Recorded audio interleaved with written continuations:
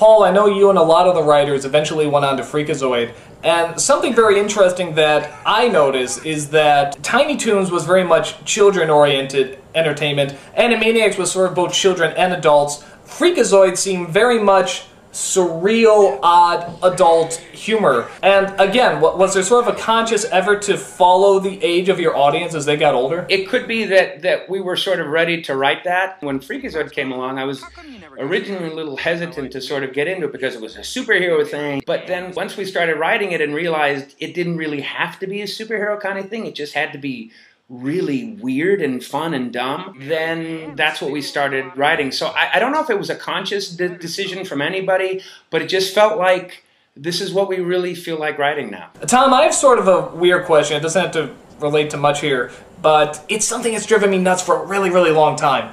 My favorite cartoon is Hooked on a Ceiling, which is where the Warners helped Michelangelo paint the Sistine Chapel. And to me, that's about as perfect as a cartoon as you can get. But why was Michelangelo portrayed as Kirk Douglas? Out, you incompetent fools! You call yourselves artists? Instead of Charlton Heston, who played Michelangelo in Agony and the Ecstasy. Why Kirk Douglas? That's a really good question. That is, I think, the definitive Warner's cartoon. It's like a perfect cartoon. It's beautifully done. You know, here's my guess. We had this great caricature of Kirk Douglas. We didn't have such a great drawing of Charlton Heston. Also, the voice for Kirk is so much funnier than Charlton, at least what we were doing with Charlton. You fools, I'm the great Michelangelo, and this is the Sistine Chapel. Oh, yeah? If you're so great, what did you do with the other 15 chapels, huh? Got you there. I think it had to do with performance and drawing in that case. I guess we could have been parodying the movie Closer with Charlton, but it worked. After the success at Warner Brothers, all of you, of course, went on to do various different things.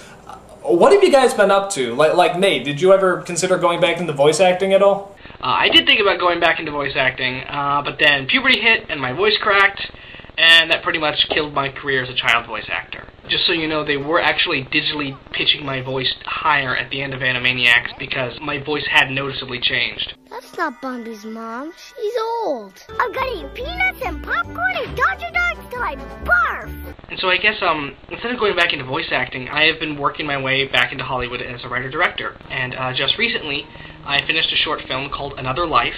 It's a neo-noir thriller about a young female veteran who has 3 days to kill an innocent man or they both die. Not a comedy, then. Okay, not a comedy. So, the rest of you guys, what have you been up to ever since the success of Animaniacs? I've been gardening. I've been sitting on my laurels, mostly.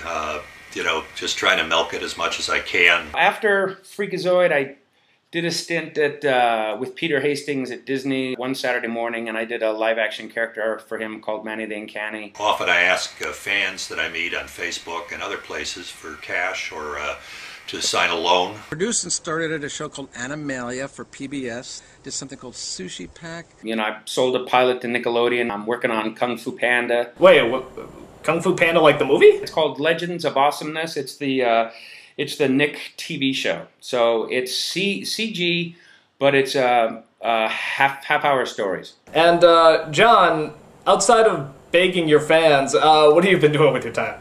Been writing more short fiction, actually, and working on my first novel right now, which is kind of fun. I pitch a lot of stuff. I'm getting together with a lot of the people you're interviewing for this to pitch a new show. And can I ask what that's about? It's about a flock of vultures. It's the first, to my knowledge, the first totally improv animated sitcom pilot. Gathered together a couple very funny actors, Paul Rugg and John McCann, Sherry Stoner and Deanna Oliver, gathered in a recording studio. By the end of the day, they had improv'd an entirely new animated sitcom. That sounds awesome. I'm going to support this. I'm going to get behind this show. I want you to make it happen. Yeah, hey, you think Spielberg's name carries a lot of clout? The nostalgia critic. Okay, household name. Everybody knows me. Spielberg, like, some people in China know him. I don't know. We're going to fly you out here and you're going to improv with these people. That's right. That's right. My methods of improv are very goodish. So, now how about you, Sherry? What have you been doing with your time? Well, I'm a mother. Say no more. I'm working on a couple of projects of my own that hopefully will see the light of day very, very soon. And can you tell us about any of these projects? No. Oh, boo! Come on, Tom told us about improving vultures. Oh, well, see, well, he's tricky. All right. But because of that, you gotta start everybody off by saying who's your favorite character on Animaniacs. Well, it has to be Slappy. I mean, it would be sort of self-loathing if I didn't say Slappy in a way, wouldn't it? Well, Skippy the Squirrel's the best, obviously. I made him the best. Probably Yakko. Probably Yakko. I have to go with Yakko. I know a lot of other people like Yakko. It might be prosaic. I'm going to go with Wacko. All right, and technically, the last question I'm going to ask you guys is, what's your favorite episode that any of you have worked on?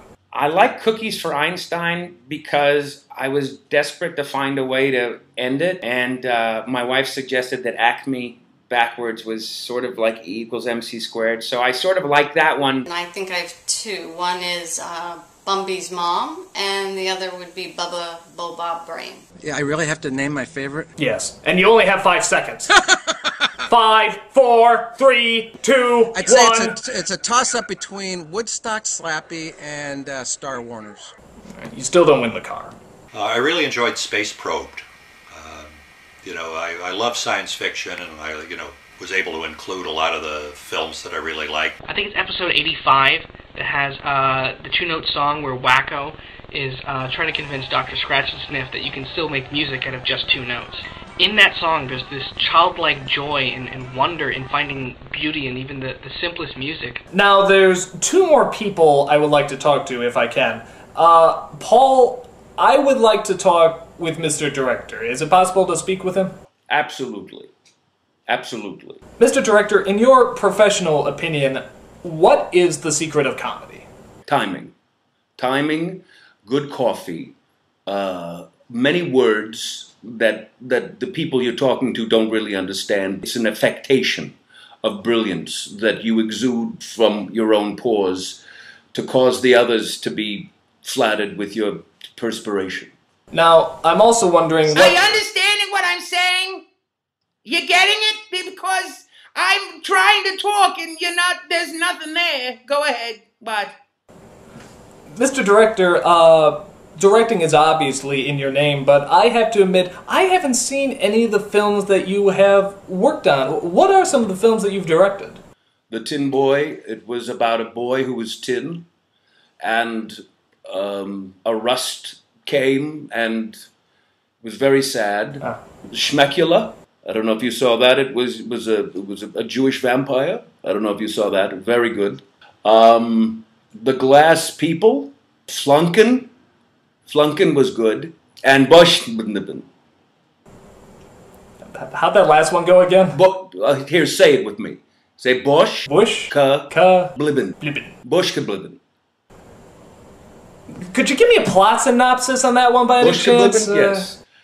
There was a man made of dough.